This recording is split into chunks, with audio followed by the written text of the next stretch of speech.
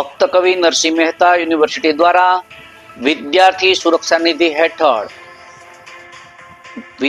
અકસ્માત મૃત્યુ પામેલા વિદ્યાર્થીના પરિવારને ₹1 લાખના ચેકની આપવામાં આવી સહાય। નમસ્કાર, સહજ ન્યૂઝ સાથે હું છું ગોપાલ ભેસાણીયા। જૂનાગઢ ભક્ત કવિ નરસિંહ મહેતા યુનિવર્સિટી સંલગ્ન કોલેજમાં અભ્યાસ દરમિયાન આકસ્મિક નિધન પામેલા વિદ્યાર્થી સ્વર્ગસ્થ રામ પાર્થના પરિવારને વિદ્યાર્થી સુરક્ષા નિધિ અંતર્ગત ₹1 લાખની આર્થિક સહાય આપવામાં આવી છે।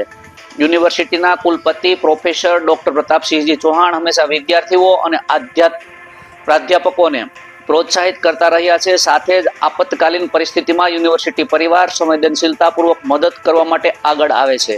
યુનિવર્સિટીની એજ્યુકેટિવ કાઉન્સિલ તથા નાણાં સમિતિના ઠરાવ મુજબ યુનિવર્સિટી ડેવલપમેન્ટ ફંડમાંથી સહાય મંજૂર કરી રજિસ્ટ્રાર ડોક્ટર આરજી પરમારે વિદ્યાર્થીના પિતા રમેશ ગોવિંદભાઈને ચેક સુપ્રત કરી શોક વ્યક્ત કર્યો અને સાંત્વના પાઠવી હતી। દુઃખની ઘડીમાં યુનિવર્સિટી પરિવાર દ્વારા દર્શાવાયેલી સંવેદના બદલ પરિવારે યુનિવર્સિટીનો આભાર વ્યક્ત કર્યો હતો। રિપોર્ટર આશીષ વસાવડા, સહજ ન્યૂઝ, જૂનાગઢ।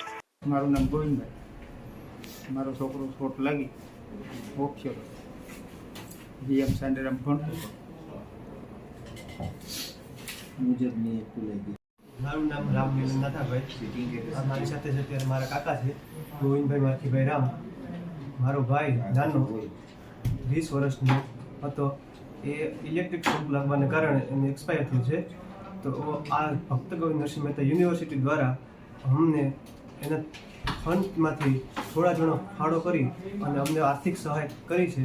એના બદલ અમે ખૂબ ખૂબ આભાર માનીએ છીએ ભક્ત કવિ નરસિંહ મહેતા યુનિવર્સિટીનો।